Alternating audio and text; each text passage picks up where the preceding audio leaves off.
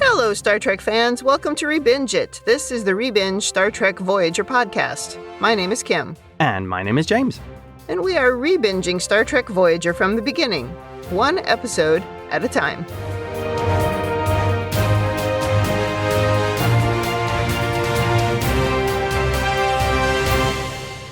Welcome back to the podcast. Today, we are on Season 3, Episode 25, Worst Case Scenario. This episode aired May 4th, 1997. Last week's episode was Displaced. Anything to say about that one? That was a good episode. And I think after Voyager flies away, it leaves that entire sector now in a war. Because of all the other races that suddenly realize, wait, our people are being kidnapped and held prisoner. It's going to be chaos. Yeah, maybe a lot of them will band together against whoever those bad guys were. Exactly. The Nerians, I think they were. Leaving chaos in their wake. Yeah, for sure. That recording was surprisingly long. I didn't think I even had that many notes, but we talked about it for a long time. I think Apparently so. Well, I think it's been such a relief that we're now having good episodes after what I can only describe as the dirge of terribleness. Yeah, maybe that's what we should call it. The section in Season 3 and call it just the dirge. Yeah. You know, like the Necrid Expanse. We did get some complaints about, because we liked Rise, which was supposed to be one of the three bad ones, but some other people didn't like it. Mostly because of Neelix. But I think it's just because, that was one person that just doesn't like Neelix, which I can totally understand. But I think when you come into an episode with a really bad one, you just get this bad taste in your mouth. And if it's not really good, maybe it's harder to shake it loose. But I stand by it. We liked it. It was good. And my final comment on Displaced is, it continues the theme that the Delta Quadrant is full of jerks. Oh, yeah, definitely. Well, we've been trying to record this episode for a while, but we couldn't do it yesterday because our power was off all day. That was a nightmare.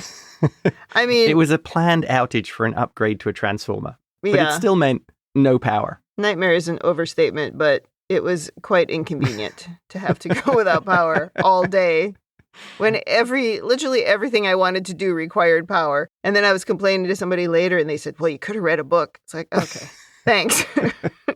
What, is this the 17th century or something? We did go to the library and I got a book, but anyway, the power came back on. So we're trying again today, still at a weird time for us, but I am unemployed for a few more days. So we're trying to get in a couple episodes. That is our cunning plan. Yep. So are you ready to go? I am ready. Over to you. In the cold open, B'Elanna walks into an empty hallway on Voyager, looks around confused, and then starts walking when Chakotay rushes up behind her and joins her on her walk to the bridge. He asks if Tuvok is still giving her a hard time, then says when he thinks about spending 70 years on the same ship with that guy, he gets a headache. He says a lot of the crew agrees with him. And then he says Janeway isn't winning any popularity contests either. And you're like, what is going on? Yeah. It's a strange conversation. And eventually, Chuckles says he's got all of the Maquis in line and about 25 of the Starfleet crew, and they're going to make a move soon. And B'Elanna is like, are you talking about a mutiny? And he says when the shooting starts, he wants to know which side she's on. Yeah. And we go into the opening credits. And at this point, you're going, what is happening? Oh, yeah. I thought, was this an alternative universe version? Right. Or are we airing out of order? What's going on? Was this supposed to be the second episode? Yeah, right. Yeah, with some of the scheduling that wouldn't be that outlandish. Right.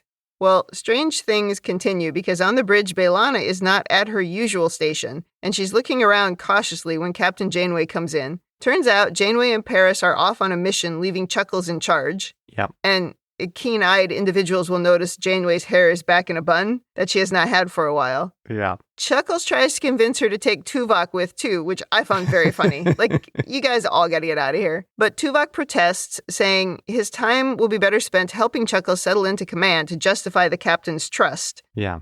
Janeway agrees, saying she'll see them in 24 hours, and she leaves the bridge. Chakotay orders Harry to shut down the transporters and start a diagnostic. Harry protests, but Tuvok reminds him that he should follow orders. And then two large dudes in gold uniforms walk onto the bridge, handing Chakotay a data pad. Tuvok asks if everything is okay, and Chuckles is like, yeah, it's fine. It's just tomorrow's duty roster. Yeah, and it surprises me that Tuvok wouldn't make a comment then why are these 2 security officers Yeah. staying on the bridge? Yeah, what's with these 2 guys? And since when have security officers handled the duty roster? Mm-hmm. It's very suspicious. And Tuvok is looking around suspiciously. Yeah. But not suspicious enough, because when he says Janeway's shuttle has gone to warp, Chuckles announces to all hands, "Let's do it," and he quickly shoots Tuvok. And then when Harry tries to fight back, Chuckles tells him all the off-duty personnel have been locked down in quarters and he's got no one to help him. But Harry still tries, but B'Elanna shoots him before he can get a shot off. Truly terrible code word. Yeah, let's do it. Do it. Really? Yeah. I'm thinking you got to have a better code word, like Yeah. code indigo blue. Or Yes. if he was really cool, execute order 66. Yeah, or 47, since it's Star Trek. Why the 47? Oh, because that's like a mythical number in Star Trek. It is? Yeah. Oh. And there's a 47 later in this episode, I think. Or was it the 47 in the dinosaur episode? There's a 47 somewhere. Yeah. 47s are like a thing in Star Trek. And when I first started listening to the Talk Through Media Discovery podcast, Brian, who ran that podcast, would constantly count the 47s that he's heard in episodes. Oh. Wow. Yeah, How do I not know that? I don't know how you don't know that, but he should have shouted 47. Execute order 47. Okay, that would work too. I was really disappointed in Harry's attempt at fighting back because he ducks down and then he jumps up shouting before he shoots what? Where did you get that from? Starfleet combat training does not seem to be very effective. Yeah, didn't we cover in last week's episode, weren't Chakotay and Tuvok talking about the sort of survival training that they do? Oh, yes. Yeah. And that's something we said they should do it. We weren't convinced they have done it, but it seems like that exists. But yeah, what's the combat training? Is it just, fighting with swords? It's fencing, right? Wasn't that what Sulu had done on one of the Star Trek movies? Yep. Yeah. Maybe that's another hidden fact that in their survival training, 99% of them fail it. Oh, maybe. And then they end up on these big ships. You'll be fine. You'll be fine. Just don't go down to the surface of planets. But they're constantly stranded and lose the ship all the time. How many times have we lost Voyager? It's it's just going to keep happening. Oh, that's funny. Yeah, wasn't there the joke in DS9 where Odo brought up to Worf the number of times the Enterprise had been seized by aliens or thieves or whoever? Yeah, I can't remember the context, but he basically just started listing all the stupid things that happened to the Enterprise when Worf was in charge. That actually shows something good about Odo. He went back and watched the data tapes of the previous episodes. Oh, yes. Odo was very good about that because he didn't need as much sleep as everyone else. He had a lot of time on his hands. Right, so he could probably he totally binged them. Or re-binged them. Yes, while he was surveilling everybody on the station. He had, a bunch of screens going of old episodes so he could catch up on TNG. And he's just when you were the security person on Enterprise, here are the 15 ridiculous things that happened. That was very funny. Yep. All right, well, back to B'Elanna having shot Harry, and naturally Chuckles is happy to see that she is chosen a side. Someone calls about a scuffle on deck 2, so Chakotay and B'Elanna head to the turbo lift. She admits that she was rattled about shooting Harry, but he says he's just stunned. We're not going to kill anyone today, unless absolutely necessary. Once they're off the turbo lift, they get into a firefight with some Starfleet officers, and someone fires a shot from behind Chuckles, taking out the last guy. And we turn to see who took the shot, and it's none other than Seska. Yes, that was great. It was a good reveal. And she says, just like old times. And you're like, what is going on? A minute. Yep. They go to the mess hall where some Starfleet personnel have been gathering. And it's why did they put themselves all in one place when the ship is being taken over? Yeah, and shut the door. Yeah, good job. And she is. And shut the door. And they also weren't prepared, right? They weren't even hunkered down ready to fire. They were all in a big group in the middle of the room. So they were easy to just come in and go, we're in charge now. They overturned some tables. Yeah, good job. So Seska, B'Elanna, and Chakotay have rushed in to find this small group of people that are hiding out with Neelix. Yep. And Neelix immediately switches sides to Chakotay's side. Seska wants to shoot him anyway, which made me laugh out loud. That was very funny. But Chuckles realizes they still need a cook. We hear engineering transporter rooms and the shuttle bay are all secure, meaning they've taken them over. Yeah, they've taken everything pretty quickly. It's all gone according to Chakotay's plan. He tells Seska and B'Elanna to round up the rest of the Starfleet personnel, so off they go to do that. And while they're walking, Seska implies that she doesn't trust B'Elanna. Though, as we learn later, this isn't actually meant to be B'Elanna. She's a random engineering person. They gather the rest of the crew plus Kes and take them to the cargo bay where Chuckles basically tells them they have to pick a side. Everyone who doesn't join them will be dropped off on an inhabitable planet, but Janeway's out and he's in. He says under his command, they won't let almighty Federation principles get in the way of opportunities. He'll do whatever it takes to get them home as fast as possible, and they'll do whatever is necessary to find technology to help shorten their journey. Yeah. He gives them 15 minutes to make up their minds. Thinking about that was really kind of Seska's take, wasn't it? I mean, as a Cardassian. Her view was she wanted to form alliances and any method they could use to get them home faster. Yeah, and she wanted to make trades, and she didn't care about the rules. But there was the episode, I can't remember what the name of it was, but the ones with the people who had sort of created the Kazon, right? Because they had used them as basically the lower class, and then they were flying around. In that episode, Chakotay was the one who was really pushing for them to make an alliance, right? To start breaking some of the rules. And then at the end of the episode, Janeway was like, well, that just proves that that's a terrible idea. That was an appalling idea, yeah. Yeah. So I think this must be set before that, generally. Yeah, it was the Trabe, were the race who enslaved the Kazon. The Trabe, right. Oily G kind of looked like that guy, but that was a whole different episode. Maybe this is why people question my Star Trek credentials, because I have my own names for things, and I can't always remember what the actual name is. And so I just make it up. I don't remember who the aliens were that had the guy that I called Oily G. Yeah. But anyway, you know who I mean. Well, you went through all of Deep Space Nine calling Eddington, what was it? Snodgrass. Yeah, until people started emailing us about Snodgrass, and it's like, yeah, exactly. See, I just get everybody onto my bus. I don't need to get on this other, because I can't remember anything. And so there was something about Eddington. I couldn't remember his name. I said Snodgrass once, and that's it. It stuck forever. Yeah, we were stuck with it. It will always be Snodgrass, yep. If people still email me about Snodgrass. Remember that episode with Snodgrass? Yes, I do. Okay, where are we? I did like, in the run-up to this scene, how Neelix turns immediately and joins Chakotay. Yeah, he's like, I know the winning side. I know who's got a gun pointed at me. I'm going to go on that side. And then Janeway would turn up with a gun, and then he'd switch back to that side. Janeway, I've always stood with you. You know, I think Neelix is really loyal to Janeway. And this does not ring true, but it may have rung true early on. I think especially after that episode, Fair Trade. Look, I remembered an episode name. Yeah. After that, I think Neelix is going to be Janeway loyalist to the end. Oh, yes. Well, just after Chuckles gives the message about you've got 15 minutes, Tom comes in. And everybody turns and looks at him, and he asks B'Elanna what's going on. And so B'Elanna says freeze program, and this crazy holodeck program freezes.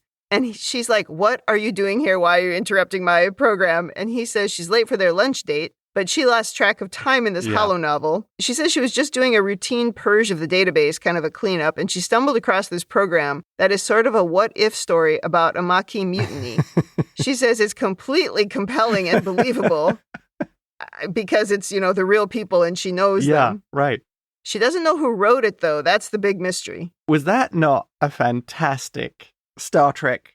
Boom. Love it, yeah. Here's the drop. This is the hook. Mm-hmm. That must have absolutely blown us away when we watched it the first time. Yeah, because I think it's unlikely we were assuming it was a holo novel at that point. It's more likely we were thinking, oh, we're having a flashback or in a mirrorverse or, some time travel thing has happened. Right. But yeah, when they freeze program, it's sort of like, oh, okay. B'Elanna says the author of the program went through a lot of trouble to hide their identity because everything is encrypted. Whoever plays this program takes on the role of a Starfleet security officer who is approached by Chakotay to join the mutiny. So she wasn't B'Elanna in this little game. So Tom asks her to reset it so he can play. I'd be like, yeah, you can play when I'm done. But somehow she agrees. I don't think I would have agreed. I've been like, I am halfway into this. You can play it later. But she agrees. I think it's because we needed to see the next part of the story. Well, Tom says, should we tell the captain? And I like the way B'Elanna says, probably. Yeah, probably. And he's like, but we should know what happens first, right? Yeah. We should do like a full study. Yeah, find out exactly what it is. Oh, completely. I totally agree. So now we replay the same scene with Chuckles asking Tom about Tuvok. Yes. And the whole thing with getting a headache from being on the ship with him for 70 years. Kind of Groundhog Day. Yeah. And Tom is now in a gold uniform because he's the main character here and not actually Tom Paris in the story. I did notice Chuckles isn't quite as jovial in this version with Tom as he was with B'Elanna, because he was like smiling with her. He's not smiling with Tom. When Chuckles doesn't invite him into the mutiny like he did with B'Elanna, Tom brings it up himself. That also was very funny, I thought, because Chuckles is just silent in the turbo lift. And so Tom goes, "Oh, so what's with this mutiny?" Oh, yeah. Are we doing the mutiny thing? Everybody's been talking about it. Oh, that was very funny. Tom volunteers to help, so Chakotay gives him the task of putting the crew on lockdown. And then they get to the bridge, and the story plays out pretty much the same way it did before. And we do hear Paris call from the shuttle, so we know that Tom is playing someone else. And this time, after Janeway leaves and Chuckles goes to shoot Tuvok, Tom shouts to warn Tuvok, revealing he is not necessarily on the same side as the mutiny, but it was also maybe just instinctual. Yeah. So Chuckles sends Tom and a stunned Harry and a stunned Tuvok to the brig. And in the brig, Tom is restless and he wants to hatch a plan to retake the ship immediately, but Tuvok is cautiously, because Tuvok is, the holographic version of Tuvok, so he's going to be cautious. Oh, yeah, completely. And this is where, to a large extent, I feel a lot of Tuvok as a security officer would fail because he follows exact procedure of process. So if you have anybody who knows what their procedure is and what their processes are, then you can predict Tuvok's actions. Down probably to the minute. It gives you a huge tactical disadvantage if you can just sit there and go, he's going to follow a script. Yeah, but it would also be logical to know that and to adapt. Yes. But still you can still have, rules that you're following, but you become a little bit more creative about how you implement them. Yeah. And, he told us a couple episodes ago that the Vulcans are creative. They're more creative than anyone. Oh, of course. Of course they are more creative than anyone. Right. So Tuvok talks about cautiously observing, what's going on, and he's not ready to make a move. And then Tom, of course, is like, I'm bored. He's such a child. This is true Tom. Yes. I don't think this is him playing the game. That's true, Tom. I'm bored. No one's trying to kill me. I'm bored. You know what I like about that? It's consistent with the character of Tom. Yes, it is. It really is. Chakotay comes in now and takes everyone but Harry and Tuvok to Cargo Bay 1 for the same speech that he was giving earlier to B'Elanna. Yep. Tom again volunteers to be on the bad side, although I'm not sure why they would trust him now. Yeah. Well, now we jump to the mess hall in the real world, and we're outside of the program. And Tom is reporting to B'Elanna on his time in the program. He says the Chuckles character was so suspicious of him that he had him lubricating the warp plasma manifolds to keep him busy. I like that with Tom, of he's trolling the hologram Chakotay in the program. I'm in, I'm out, I'm in, I'm out. That, I think, does fit perfectly again with Tom. Yeah, and it would almost be funnier if it was actually the character of Tom, because that's, he was on the Federation side, then he was on the Maquis, then he's back on the Federation. B'Elanna tells him that it's way more fun to go along with the mutiny from the beginning. Yeah. I would agree. That would be more fun. You'd spend less time in the brig. Well, there is that, yeah. And then Neelix pops in saying he tried sending an encoded message to Janeway's shuttle when he played, but Chakotay caught him and phasered him, ending the program.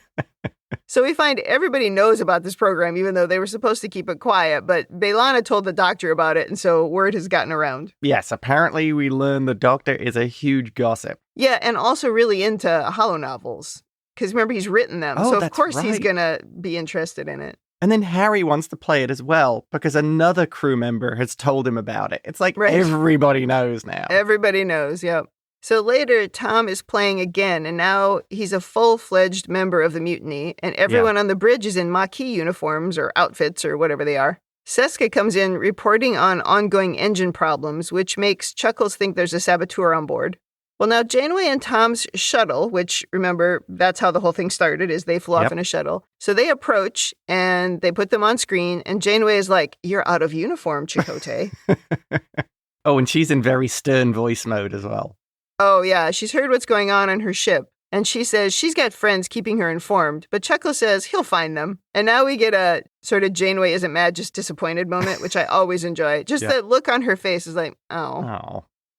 But she's tired of talking, starts firing on Voyager, even though it seems suicidal. The shuttle manages to get Voyager's shields down, and Chakotay gives the order to destroy the shuttle. But of course, Janeway and Tom manage to get onto Voyager before the shuttle blows up. That's why they were getting the shields down. She probably has that code from Wrath of Khan. Well, yeah, I would memorize that, right? So that you could do that when you're off your ship.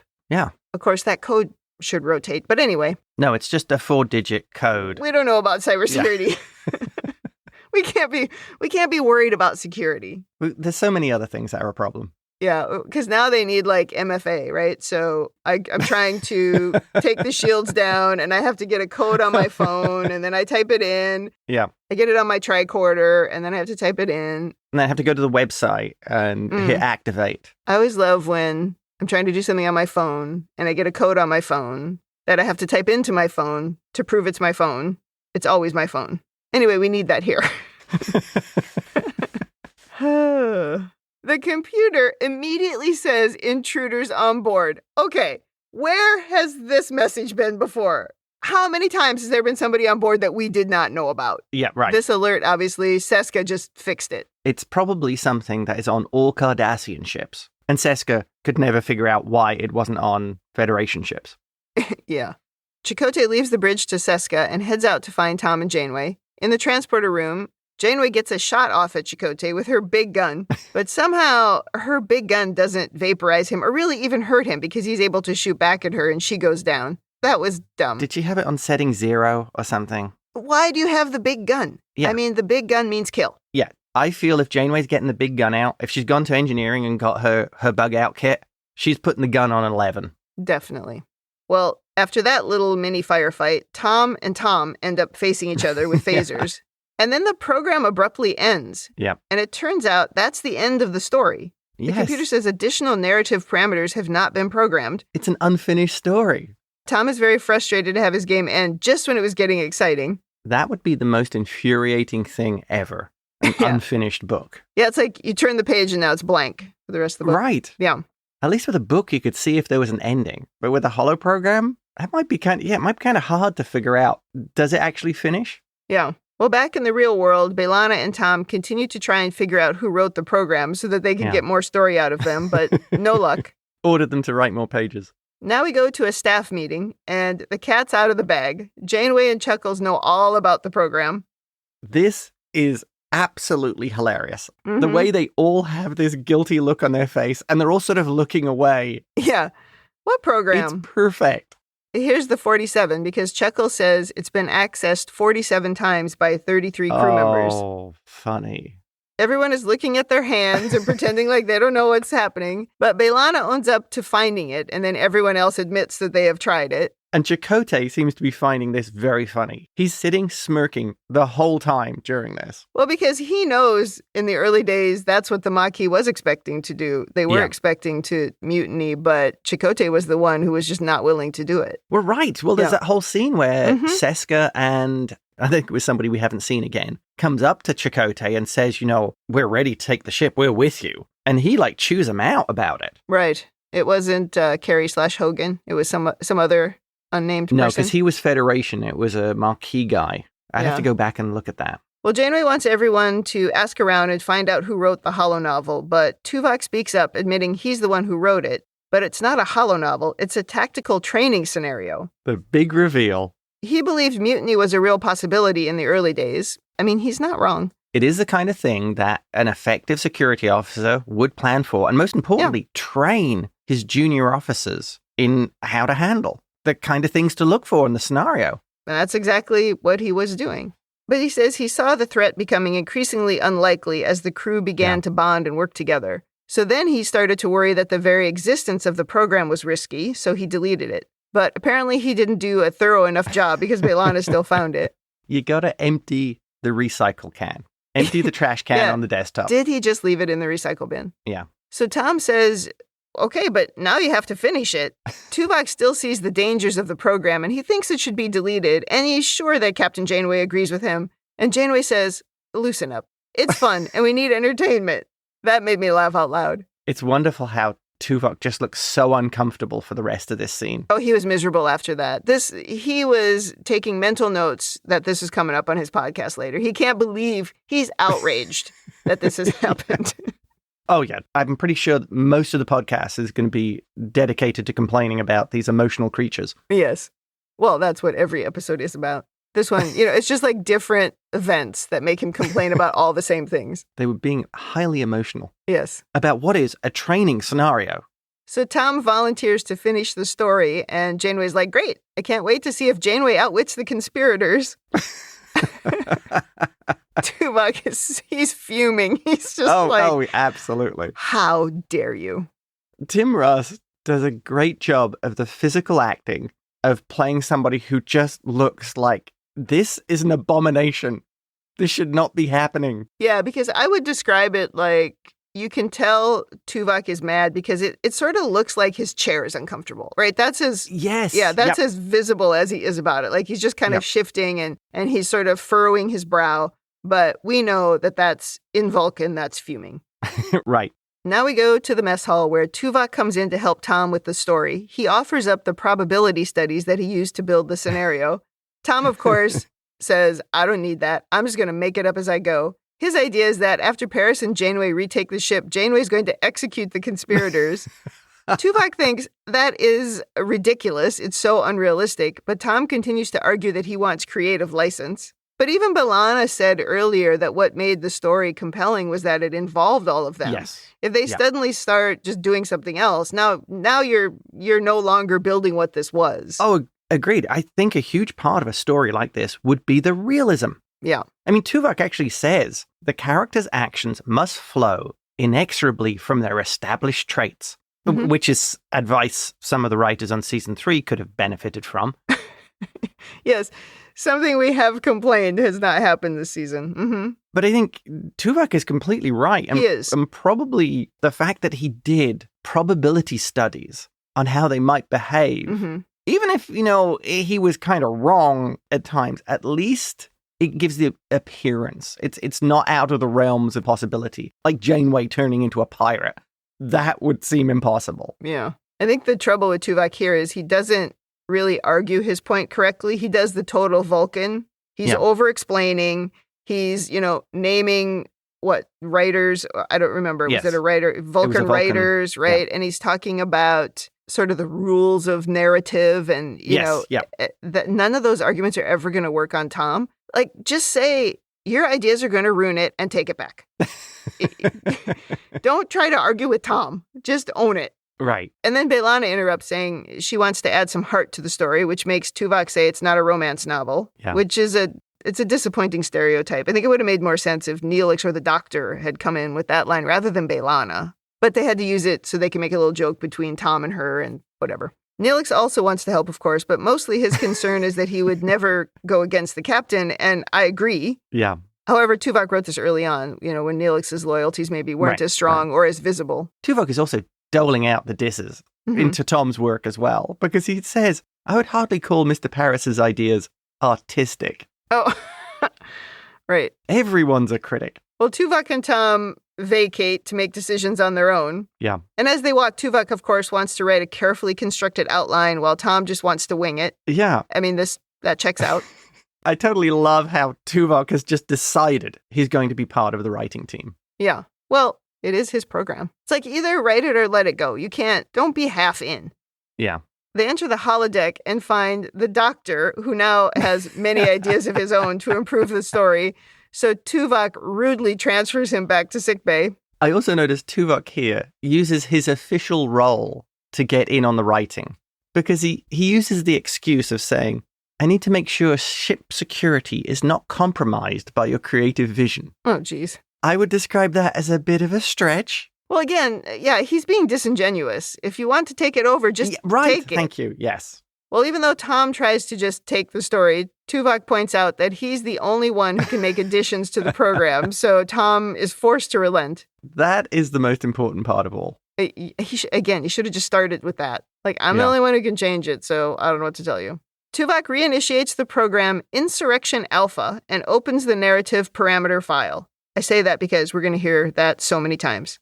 Narrative parameter file. I got to admit, that is a pretty good name for the holo novel. Insurrection Alpha? Yeah. Yeah. Tom could write Insurrection Beta, and it could be total chaos. Well, weirdly, opening the narrative parameter file causes glitches in the holodeck, but also across the rest of the ship. Harry reports loss of transporters and comms. Meanwhile, back in the holodeck, Tuvok and Tom find themselves unexpectedly in the brig. and the holographic character of Seska appears. I mean, it's like you knew this was coming. You knew Seska was going.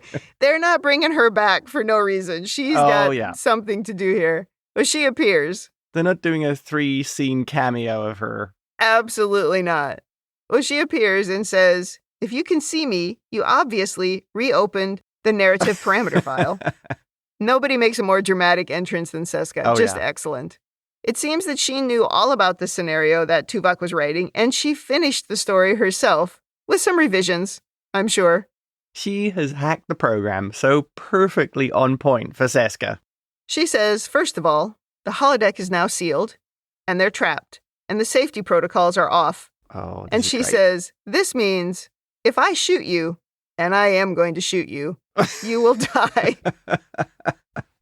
Oh, this is great. The line delivery was priceless. 100%. Although I don't understand why you would ever make it possible for a holographic character using holographic weapons to harm a non-holographic character. Yeah. This is a fatal flaw of the holodecks. It doesn't make any sense that you'd be able to turn off safety protocols. It should just be impossible for it to happen. But it is good for drama. I will defend the use of this because Seska is very good. I mean, she was technically very good. I mean, she was up there with B'Elanna. So if anybody could override safety protocols, it would probably be Seska. Yeah, I mean, we've had it before in episodes where safety protocols, were damaged or turned off. I'm just saying it shouldn't be just a protocol. It should be something that physically is impossible to do. Like hard-coded, right? Because why would it ever be necessary to turn those off? Well, it'd probably be because Worf would complain. Well, yeah, I mean, yeah. Yes, the Klingons would turn off the safety protocols for sure, for fun. After the ad break, Seska gives them 10 seconds to run, and while they first try shutting everything down and transporting out, they do eventually run. Also, I think you should have hard-coded end program in everything. Yeah, go to end. Actually have unalterable code. Maybe actually put it in a read-only memory, unalterable. Maybe even separate to the holodeck, that if it hears end program, it just turns off the power to the holodeck. Yeah. I know we've talked about similar things like this when there have been holodeck episodes with stakes where there should just be a go to end. Right. Yeah. Don't let us get trapped in here. Yeah. So as they're running away, Tom says, I guess we should have known Seska wouldn't let a little thing like death stop her from getting even. Excellent. That might be the line of the episode. They run into a holographic version of Janeway now, who's still trying to retake the ship from the mutineers. They're not sure if they should play along since Seska could have made everyone evil, so Tuvok suggests that they just try and keep a low profile until the real captain on the outside figures out how to rescue them. Not a bad plan. Seska and Chakotay turn up again, and Janeway tries to shoot them. This is holographic Janeway. Tries to shoot them with her giant gun, but the gun malfunctions and vaporizes Janeway instead. Seska says, I guess she didn't know the weapons from Storage Locker 3 have been malfunctioning. Chuckles grabs Seska and says, you're an incredible woman, and kisses her. Seska bringing main character energy to this program. Completely. Oh, yeah. She chases Tom and Tuvok out again by having Chuckles shoot Tom in the arm. So they go to sickbay to try and treat Tom's wound, but turns out the doctor is programmed to inflict pain, and he shoots nitric acid into Tom's arm, making it worse. And they get into an altercation with the doctor, who ultimately picks them up and throws them out into the hallway. Yep. Seska calls to remind them they can't hide from her, so they head for the Jeffries tubes. It's like, why didn't you just shoot them when you had them? Well, I think... Not as fun. Yeah, and I think that fits with Seska. Well, and she wants the mutiny to play out, I think, to show how she wins. Oh, yeah, that's a very Cardassian thing. You want your enemy to know you beat them. I think actually, doesn't do Cap talk about that? They need to know they lost? Yes, it's never enough to win. Yeah. The other side needs to know they lost, yep. Back on the real bridge, Harry and B'Elanna have figured out Seska caused the cascade of systems failures. B'Elanna says what she lacked in loyalty, she made up for in ingenuity. That's, yeah. She programmed all of these failures to occur the next time Tuvok opened the narrative parameter file. She booby-trapped everything, can't use the transporters, can't even open the holodeck doors without causing a major explosion. Yeah. And Janeway says, with the narrative parameter file still open, maybe she can do some rewrites of her own. The number of times we say narrative parameter file in this episode, it makes me happy. I'm thinking, it's the 90s, so maybe we were thinking Windows INI file or something. Oh, yeah. I get you. It's like those old Deep Space Nine episodes where they mentioned provisional government, and you made the comment, you have never heard the word provisional government so many times in your life. Yeah. We would say drink every time they would say it. Mm-hmm. Until they stopped saying it. That lasted, I don't know, 2 or 3 seasons. Yeah, we got a few shots in on that one. Mm-hmm. Well, now Tom and Tuvok are crawling around the Jeffries tubes when they run into a plasma fire in their path. A tool to put that out magically appears next to them, and they figure it's their real colleagues trying to help. Yeah. And then next they see a message that says, go to the weapons locker, but before they can do that, they're immediately captured by Chuckles. On the bridge, Janeway and B'Elanna are watching this play out like a movie on a screen, and they're surprised to see that Seska's program is learning and adapting to their changes. Yeah, that's some good development work if the program is literally rewriting itself. Oh, yeah. Seska is quite talented. If she wasn't evil, she could have been real useful. Yeah. Back to the holodeck, and we're in the cargo bay again with all of the Starfleet prisoners. Seska pulls Tuvok and Tom to the front, intending to publicly execute them. Yeah. On the outside, Janeway is fighting for access to the character algorithms because she isn't able to change the flow of the program very easily. In the program, Chakotay argues with Seska about killing Tom and Tuvok, so Tuvok correctly surmises that the Chuckles character is being rewritten in real time. Nice. But eventually, Seska gets mad and just shoots Chakotay, shocking the real Janeway and B'Elanna. I think that's a well-crafted character following her natural traits. Oh, yeah. Yeah, she's well in character. Janeway says she has another idea and starts typing away, but Seska is again ready to fire, but then the ship in the holographic universe is a little confusing. We jump back and forth. Yeah. But the ship is suddenly attacked and everything starts shaking. The Rukani are firing on them. These were the aliens that Tom and Janeway were meeting way back at the beginning of the scenario. Yep. In the scuffle, Tom and Tuvok end up with the weapons, yet somehow they let Seska bark a self-destruct command without shooting. Like, WTF. It's not fast. You could shoot her as soon as she says self-destruct. Soon as you get the weapon, shoot the evil Seska. Yeah, you don't need to talk.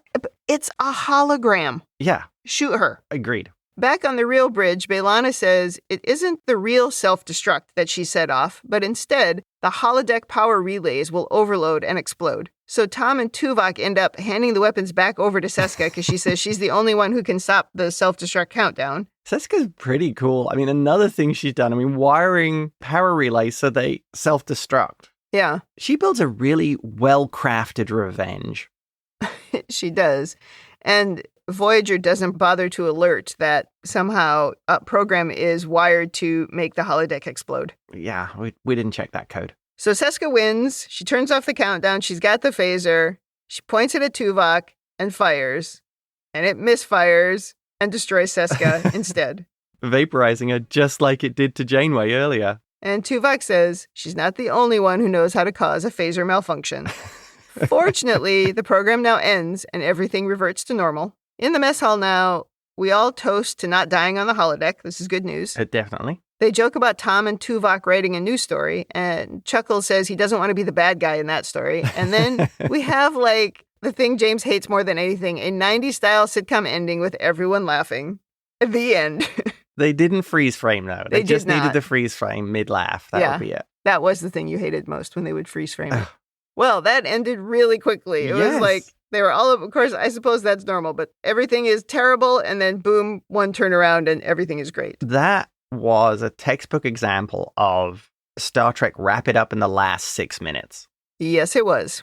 Do you have overanalysis? Yes, I do. I think what's really funny here is how Tuvok initially wrote the Chakotay character. So he wrote this early on, but he'd spent 6 months or 9 months undercover with the Marquis, and he managed to really totally get Chakotay wrong. Did he? Well, yes, because when Chakotay early on was approached by the Marquis, he chewed them out. He said, no, we're sticking with Janeway. He wasn't prepared to do this. And I think that showed even early on the character of Chakotay, that he'd given his word, he was going to go along with the captain, this is what he was going to do. And I think it's strange or it's interesting that Tuvok missed that. And it feels almost like Tuvok was working from what he thought the Marquis and Chakotay should be like, even after spending time with them. So I feel Tuvok really didn't get these people, maybe because he's a Vulcan and he didn't really understand their motivations. Well, here's what I'll say about Chuckles, and it was something I complained about with him a lot in the beginning. Yeah. He was keeping all that stuff that was going on with the Maquis, their complaints and everything. He was keeping all that to himself. Yeah. He was having side conversations, treating them differently, complaining about Janeway when she treated them differently, but he was doing the exact same thing. That's true. He did. Yeah. And obviously Tuvok was seeing that as he was writing it. Now, Yeah. I agree. He also spent time with them on the ship. Yep, So, the Maquis ship. So what did he learn from that? But maybe during that time, all he saw was how the team banded together to do anything. He didn't pick up, because he's a Vulcan, he didn't pick up any emotional nuance. Oh, yeah. Like, he even said he didn't really see that Chakotay wasn't aware of all of the traitors he had on his ship. He didn't really see that stuff. So maybe that's where he missed it. But Yeah. I would say Chakotay's time on Voyager in the beginning, I would agree this was a likely scenario, because he hid all that, which is a terrible thing to do as a leader and why I complained about him so much in the beginning. But I would counter with, but wouldn't he get the character of Chakotay that, if you like, him giving his word to Janeway to work together on this would be so important to him that he wouldn't just turn around and change and say, oh, well, now I'm going to be a mutineer. He took an oath to be a Starfleet officer and then joined the Maquis. Yes, but, okay. I think Tuvok is going to be logical in that. Again, he's not going to see the emotion of it. He's not going to understand, oh, this is a different scenario. He's going to act differently. Yeah. He gave his word. Oh, he did that before. Right. Because the Starfleet hung you out to dry. Yeah. I think it's totally logical for Tuvok to think that this was a possibility. I really do. Right. Okay, I will agree with that. If Tuvok looks at it completely emotionlessly, you could take the worst case scenario on this and go... that's season 1 Tuvok. He hasn't learned any of those lessons yet that he will also forget and relearn. I will accept that as a viable scenario for why Tuvok did this. Plus, also remember, in the early days, those two hated each other. Well, there is that. Yeah. So, what this is this could also actually be Tuvok getting out all his frustrations with Chakotay. I'm going to make him a really bad guy. He's going to stab Janeway in the back. It's like revenge porn. Yeah, he's going to kick puppies. Yeah. Next thing. Mm-hmm. So those terrible mess hall tactics will overturn some tables and all crouch behind them. And all sit in one place and wait to get shot. Is this what Tuvok thinks of the crew's abilities? That during a mutiny or a boarding or some kind of defensive action, they would be that bad? This is what Tuvok thinks of them? You know what? No, it's what he thinks of Neelix. Oh. Because Neelix was sort of like being the leader in there. Yeah. Because he stood up, when they came in. So so I think he thinks this was Neelix's idea. Oh, wow. That's pretty funny. Yeah. Leading on from that, it is funny because I feel he's doing this. And I would understand why he would do this with Neelix, because he didn't know him. He knew Neelix was a little bit shady, that Neelix, to an extent, was out for himself, and certainly gave the appearance he was. So writing Neelix in that way of, I'm with the captain. No, I'm with the new mutiny captain. I could see him writing him that way as being a very viable path that Neelix would follow. Right. And to an extent, I suppose, you could make the argument, given the name of this episode, that Tuvok did go to the worst case scenario with everyone. Yeah. That they were all driven by the worst emotions and the worst motivations. Yeah. Next thing, I think you need to start looking through all of your programs for any more of Seska's implanted Trojans. Right? Yes, you need a sweep. This woman is an absolute master at this kind of thing. Mm-hmm. You'd have to start combing through everything with a fine-tooth comb. Yeah, you need a total Seska remover program. Right. A scrubber. Seska scrubber. Seska scrubber. I mean, gosh. She seems very good at being able to hide this. I mean, this is why I think she was a member of the Obsidian Order. Mm-hmm. I mean, she was good. She was good. Okay, and my final point. Final. Janeway talks about them creating their own entertainment, and it was bound to happen. So nobody's done anything in the last 3 years? You have literary creation tools like the holodeck just open and available to everyone. I would see there'd possibly be maybe hundreds of stories you could play through. Surely people on the crew who liked a particular storyline, because they wouldn't be getting any new canon or any new storylines, would be creating their own fanfic versions of stories. I would see this whole subculture of people writing and extending stories and adding their own pieces on. If it's that easy to do it, and you have these development tools. Two things. One, we're led to believe that the Smoky Bar is the best they can do, right? Sandrine's. And even Tom references it here. Like, what are you doing in the holodeck and you're not in Sandrine's? What are you talking about? But secondly, they imply in this story, so again, this is a stretch and not something we've said, but they imply that it's actually difficult to have a story with such a tight narrative that is really compelling. Yeah. So I think what they want us to believe is that writing this, doing this, is as difficult as actually writing a novel. Yeah. If you're going to do something this big and this complex. And that's why they constantly sort of play on existing things that exist. Yeah. They pull stories from history rather than try to make up their own. Because otherwise you would have to write everything. Yeah. And that is hard.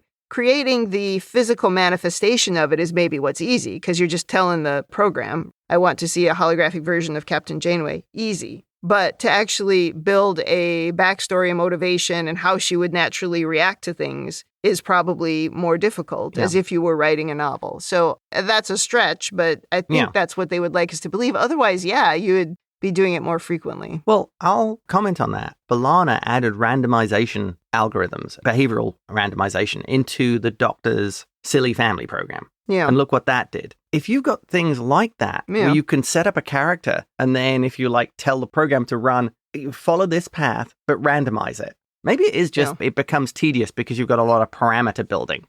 Yeah, because it would be limited in scope. Yeah. And, you're writing just a short story. Yeah. Whereas he had built, what did the Doctor build? He had built this thing that everything was exactly the same every time he came home. Yeah. The reactions were the same. Everything just sort of kept repeating. And there was nothing really human about any of those characters. Yeah. So if B'Elanna, then if she could come in and say, oh, they should actually be more like a normal teenager, it can't be that simple as you just say, oh, this person needs to act like a normal teenager. I think there was a reason that the stroppy teenager was trying to be part of a Klingon group, because that's something she knew about. So she must have added that. Yeah. She wrote most of that then. Yeah. Yeah.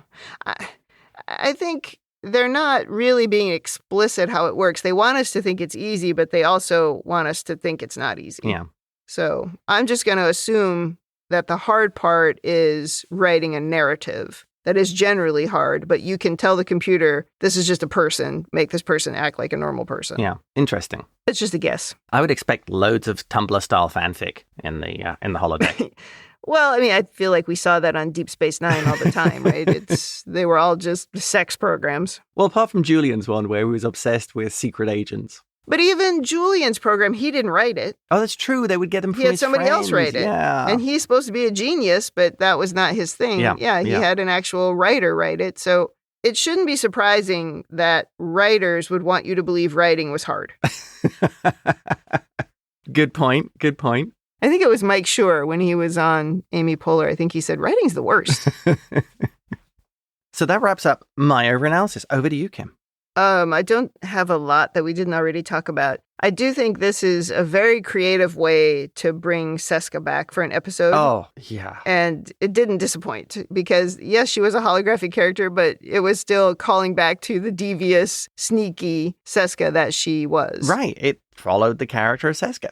My one real piece of overanalysis is I would have expected Seska would have programmed into the program that if the Seska character was killed, the thing would have exploded anyway. Oh, okay. I'll counter. Cardassians never think they're going to lose. Yeah, that was my next line, was I suppose that Cardassian bluster wouldn't let her think there was any possible way that she would lose. Well, I think her take on it, she summed it up when she first appeared and said, and when I shoot you, and I will shoot you, I think that summed up where her head was when writing the program. Yeah. She just assumed she would win and kill them both, Or whoever. She didn't know it would be those two. I already mentioned I don't think it should be possible for holographic weapons ever to kill non-holographic characters or cause any physical damage. I did like I'm not exactly sure how she was able to make the transporters and the comms, within the ship not work, but I did like that they sort of kept the problems that she created apart from the transporter. She sort of kept things contained in the holodeck because the system is canonically disconnected from the rest of the ship. So I like that they sort of played on that. Yeah. But they didn't really explain it. It was just like, oh, she was just great, right? Look how she could do these ridiculous things. Yeah. She buried code all over the place. Women in the future, not much to say there. Not really much to say at all about women in this episode. Everybody just doing their jobs. In Janeway's leadership corner, was pretty good leadership overall, except maybe from Seska, which is understandable. She was out for Seska. Yeah. But I do think everything else was pretty good. Like when Tuvok just assumed that Janeway wouldn't want to carry out the program. But she's like, at this point, 33 people have played this program. You can't now all of a sudden take it away. You have to find a way for it to be fun for everyone. And I think she did the right thing there. So I did like that. Although Tuvok was doing his usual thing of trying to pretend like he's not emotionally attached to his own story. Oh.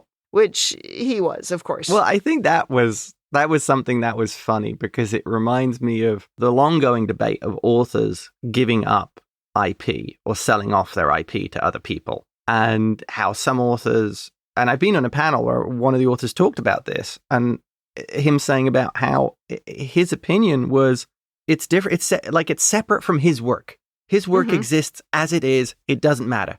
You paid all this money for it. Knock yourself out. Right. And hearing that and then reading about other authors and other creators who are fiercely protective. Tuvok here, if you really feel protective of your work, you don't let Tom do it. You just say, no, I'll do it. I got it. It's an interesting debate. I mean, I've never been in that position myself, so I don't know what I would feel like for something that I toiled over of selling it on and having someone else being able to mess with it. Yeah, would you be Alan Moore? Oh. Or, and just, not be able to just let it go. Right. Yeah. It's hard to know. I find it, like you and I've talked about this, not on the podcast, but we've talked about this just in life before about people's creative things, right? That they've put their time and energies into and how they should feel about it once it's out in the world. For me, like I've written stories before and then watched people analyze them in ways that I had never thought of. Yeah. And I'm like, great, knock yourself out. I put it out there now. You're bringing your own sensibilities, your own experiences into it. So it makes sense that you would see things that I didn't even know was there. That's completely fine. But do I want somebody then to start writing another story on top of it or changing it? No, I do not. If I sell it to you, then I feel like it's kind of like when you're selling a company or something. It's like, sell it. It's not yours anymore. Yeah. And you have to, don't sell it if you don't want to. Right. So I think once you sell it, you just have to deal with it. Either that or keep it to yourself and don't take the money. Yeah. But yeah, we don't know. We're just making stuff up. Yeah, we can only speculate. Yeah, exactly. So let's go to rating then for this episode. Thumbs up, thumbs down, or neutral. What is your rating? Absolute thumbs up. What a great episode. What a fantastic way to bring Seska back. A holodeck episode with stakes. I love a holodeck episode with stakes, yeah. And a great sense of humor. I think this was an absolutely solid episode. This is how you write a holodeck episode. And this is how you bring back a previous cast member.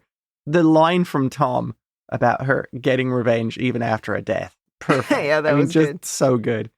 The only downside to it is knowing what the reveal is when you in future watchings, but it's still enormously enjoyable. Absolute thumbs up. Great episode. Yeah, I agree. I give it a thumbs up. Normally, I don't remember episodes at all, but I did remember this one. I remember Twisted, and I remembered this one so far. So it must have really had an impact when we watched it. But yeah, I agree. It was really good. It was a great way to bring back Seska. It was a surprise to see her because we know she's dead, right? Yep. And there was a body, so it's not as if they could just magically bring her back to life. So yeah, I thought all that was good. And I thought they used the right characters. Oh, agreed. Yeah. So thumbs up. Great episode. Excellent. These are the episodes we want. These are the episodes we want. Exactly. This is like classic Star Trek. Yeah. And I always like every single time there's an episode where the people or the team has to work together, even though they can't communicate. Those are amongst my favorite. Like the one where Oh, Picard is with the kids and yeah, Turbolift. and they all think and the one kid is like, we're all going to die. That's just priceless. And one final thing in this one is, it was funny of after Janeway basically tweaks the program enough that Tuvok's able to destroy the holo Seska, Harry right after says, "Oh, I got the transporters working." Yeah, transporters are working. Thanks. A little late. Yeah, good job, Harry. Yeah, 5 minutes earlier, please. Yeah. Yeah, I had that in my notes and I took it out because it was just like, well, I mean, it was kind of cute, but at the end, it was pointless. There's also, the episode doesn't take itself overly seriously, so that there's a good sense of humor. Yeah, there's a really good tone to it. Yeah.